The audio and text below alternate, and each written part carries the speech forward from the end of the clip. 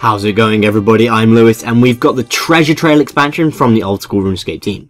This includes hundreds of new clues, hundreds of new rewards, and even the Master Tier clue scroll. So let's check out how you can get a Master Tier.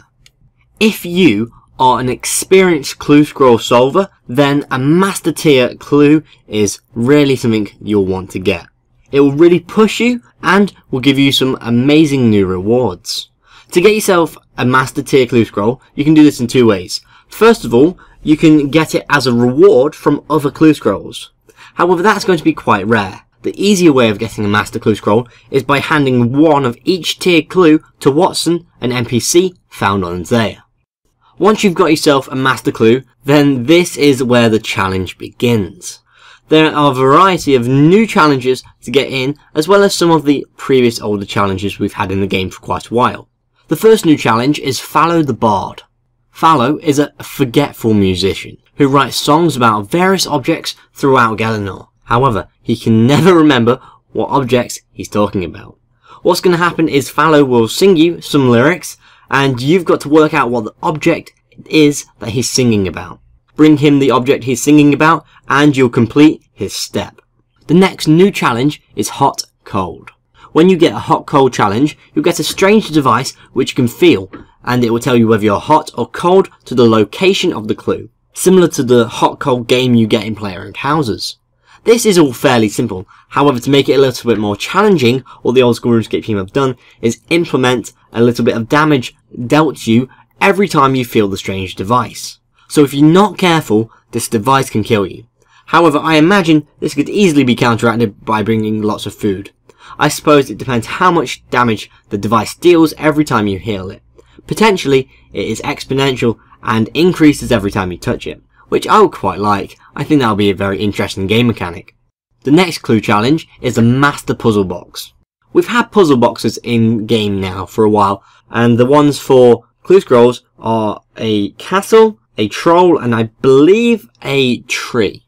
As part of the Master Clue Scroll expansion, they've created 3 new images for us to put together for our puzzle boxes. As we can see here, the one on the right looks like Zora, the one in the middle looks like a very dank gnome child image, and the one on the right is Cerberus, the Hellhound boss. The final challenge they're adding for the Master Clues is the Light Box Puzzle. When you get a light box and open it up, there'll be this interface filled with lights. A certain number of the lights will be turned on when you start it, and you have to use the buttons at the bottom to turn on all the lights at the same time. However, the twist is the buttons turn on strange subsets of lights, so you're going to have to work out the pattern of the lights that the buttons turn on and off, and then work out the best order for you to turn on the lights with these buttons. Which I think is a really nice game mechanic. It's kind of like Lights Out, but in RuneScape for a clue scroll, which is awesome. Moving on, we're expanding on clues. To expand the existing clue scrolls, they've added a number of new clues and rewards, as well as a new type of challenge to complete. The newest challenge is a cipher. These ciphers are available on medium and hard clue scrolls. They'll give you a set of letters from which you have to find another location. Similar to the way a lot of the jumbled up names appear in current clue scrolls, which I hope will be a really nice way of mixing up the current clue scrolls. Now maybe you're not really into clue scrolls that much, and you're thinking, why should I even do these clue scrolls? Now the answer is, of course, rewards. So let's check out rewards. They're introducing hundreds of new rewards. As we can see in this top image, there is a new mummy outfit, an Anku outfit, a spade that you can wield, and a treasure chest you can carry around. There's 3 new capes, which I believe are team capes. One that's got a green, one that's got a red, and one that's got a blue colour, similar to the way you've got Guthix, Zamorak, and Saradomin. And they've all got nice, different designs on the back of them.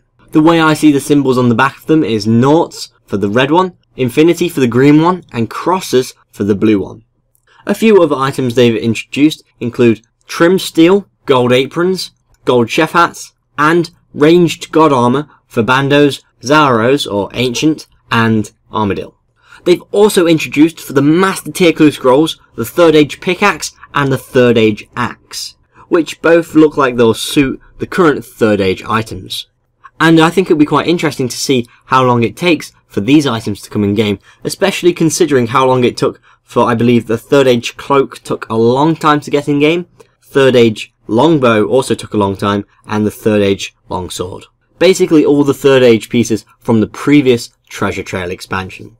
The final super important reward that the Old School RuneScape team have got to tell us about is the Bloodhound pet.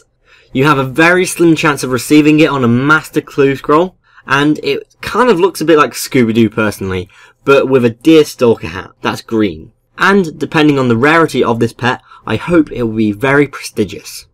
Now we're all excited about Clue Scrolls, and you want to know where you can easily get a Clue Scroll. Now obviously you can capture implings and get them from looting them. You can kill monsters to get it as a drop, and you can get bottles whilst fishing. Alongside that, they're introducing Lucky Implings and a few more skilling clues. Lucky Implings are a new type of impling for the hunter's skill. You require level 89 hunter to catch one, or level 99 if you want to catch it barehanded. When you catch a Lucky Impling, you'll get a roll on the Clue Scroll drop table, meaning you could get any of the Clue Scroll items, which will be quite nice. As well as that, you can now start getting Clue Scrolls when you mine and woodcut. If you're woodcutting, you'll see a nest drop beside you that will have a Clue Scroll in it. And I'm not too sure how you'll get them when you mine, but presumably it'd be very similar to the way you get gems currently. This is an amazingly big update, and I can't wait to get my next Clue Scroll. I think it'd be awesome to see if I can get some of those new items, because I think they will be quite valuable, especially at the start of the update. If you are interested in Clue Scrolls and you think they're a bit of effort, don't worry, next week we will be getting the Hidey Hole update. Unfortunately, they couldn't quite get it out this week. However, we obviously appreciate the fact they've given us the Clue Scroll expansion, and hopefully the Hidey Holes will be a nice quality of life update coming next week.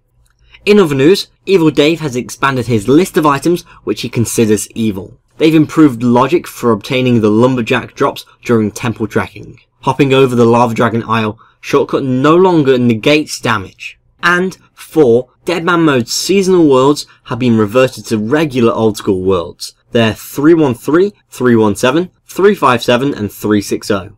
They've increased the click zone on Castle Wars flags during a game. Pathfinding around portals and pest control has been improved. They've adjusted prices of some untradables from last week's update following user feedback.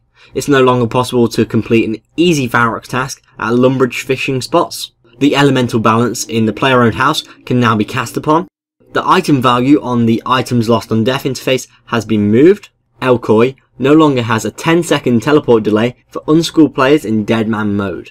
They've moved Toby in Varrock, so he's no longer in a PvP hotspot. And they've removed some dialogue from Peer the Seer when depositing items.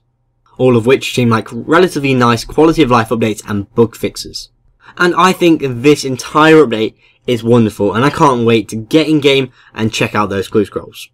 Obviously the Old School RuneScape team have had a look at a lot of player feedback for the Clue Scrolls expansion, and there has been a lot of players listed here that we must thank for things like clue reward ideas, clue scroll location ideas, and challenge ideas.